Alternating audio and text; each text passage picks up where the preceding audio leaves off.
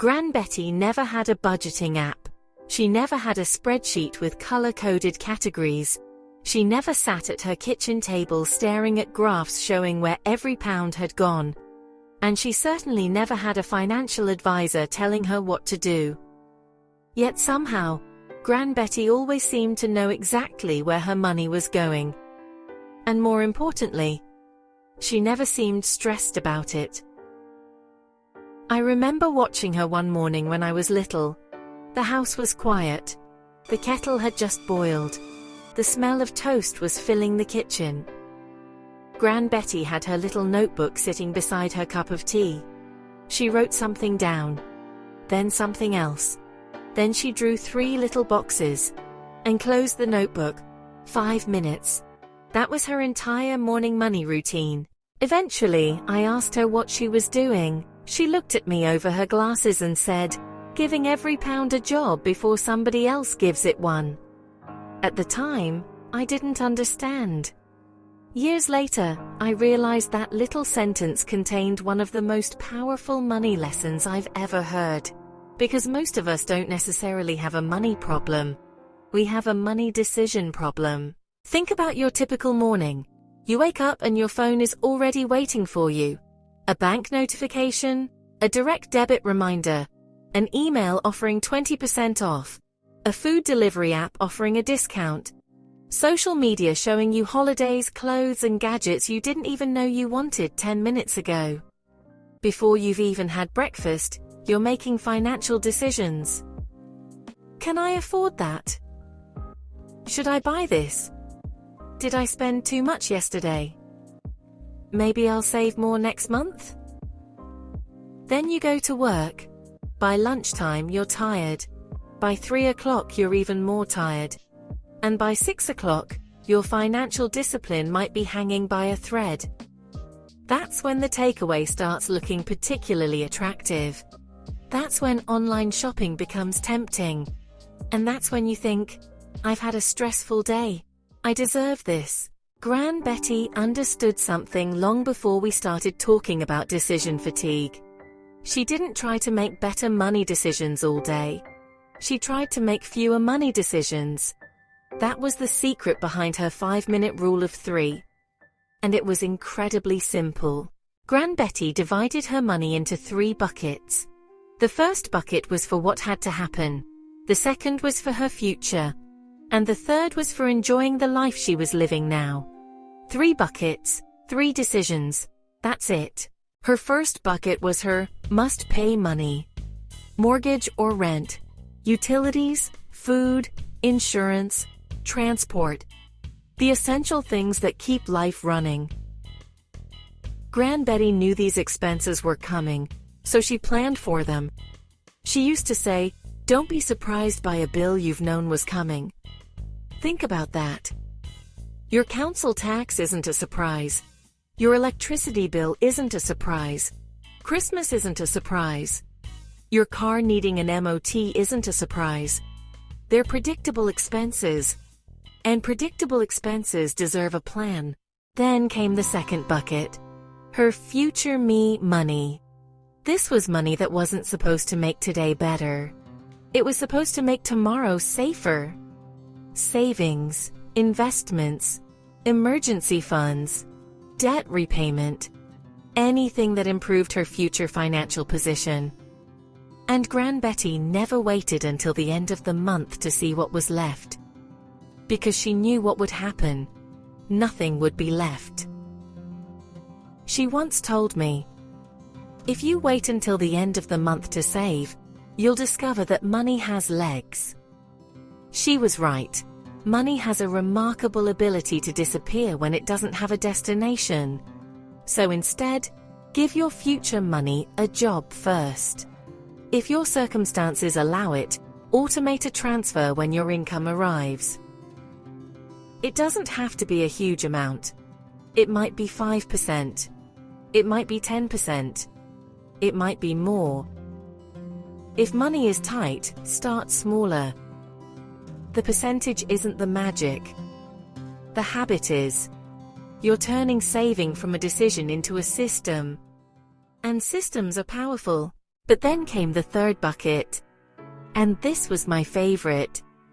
Gran Betty called it enjoy, not waste, not things you shouldn't buy. Enjoy, because Gran Betty never believed that being good with money meant never having fun. I remember going to the seaside with her. We had ice creams, then chips, then she gave me money for the carousel. I looked at her and said, "Gran, aren't we spending too much?" She laughed. "No, darling, this money already has permission." I didn't understand it then. I do now. There's a huge difference between spending impulsively and spending intentionally. If you've already decided you have £20 available for enjoyment, spending that £20 doesn't have to feel like failure. You've already given yourself permission. And that's important. Because if your budget makes you feel as though you're not allowed to enjoy anything, eventually you're going to rebel against it. Gran Betty understood that. She didn't remove joy from her financial life. She put boundaries around it. And boundaries can create freedom. So let's bring her old-fashioned system into 2026. You don't need physical envelopes.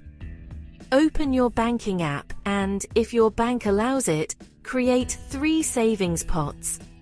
Must pay. Future me. Enjoy. Then decide how much belongs in each.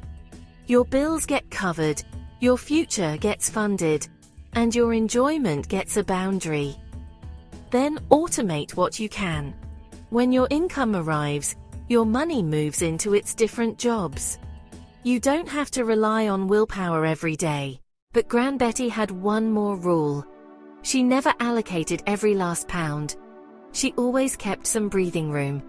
She called it her peace of mind money. Because life doesn't follow your spreadsheet. Your car can break down. Your boiler can stop working.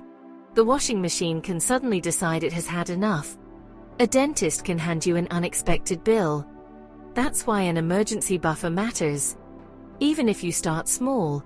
£10, £20, £50, whatever is realistic for you. Build it gradually. Gran Betty used to say, "Never spend your last pound, leave one little soldier standing guard." That little soldier represents breathing room, and breathing room can completely change how an unexpected expense feels. Instead of, "Oh no, how am I going to pay for this?" you can say, "That's annoying, but I've got money set aside." Same problem, completely different feeling. Now here's how I want you to try the rule of 3. Tomorrow morning, before you start scrolling through your phone, give yourself 5 minutes. Make your tea. Sit somewhere quiet. And ask yourself 3 questions. Number 1. What must my money do? Look at the essentials. What needs paying? What commitments are coming? Number 2. What can I do for future me?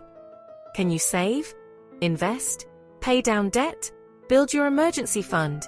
Even a small action counts. And number 3. What can I enjoy without guilt? Maybe it's lunch. Maybe it's a coffee. Maybe it's a takeaway. Maybe you're saving your enjoyment money for a weekend away. The amount isn't the important part. The boundary is. Then close the notebook. That's it. You haven't magically become richer. You've simply removed a huge amount of financial noise from your day. And that's what Gran Betty understood. Money doesn't just need discipline, it needs instructions.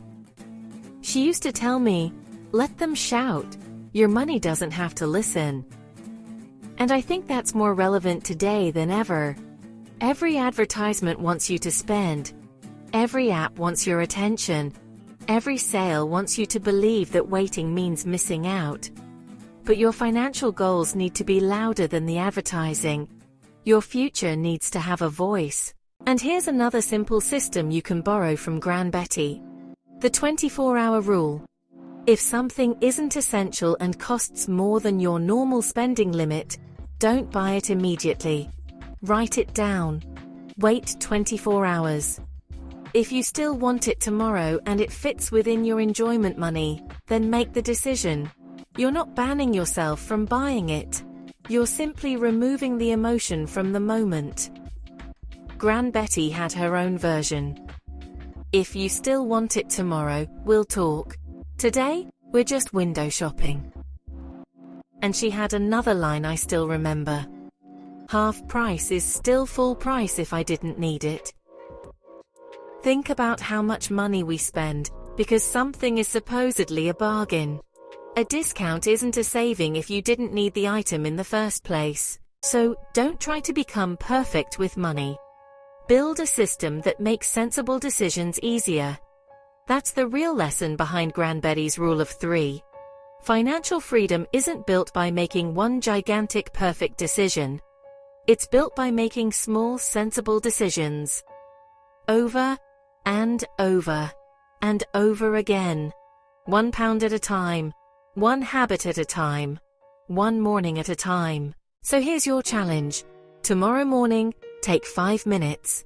Draw 3 boxes. Must pay. Future me. Enjoy. Then give your money a job. And if you can, automate those decisions so the system keeps working even when you're tired, distracted, or having a bad day. Because you will have bad days. We all do. Your financial system shouldn't collapse because you had a stressful Tuesday.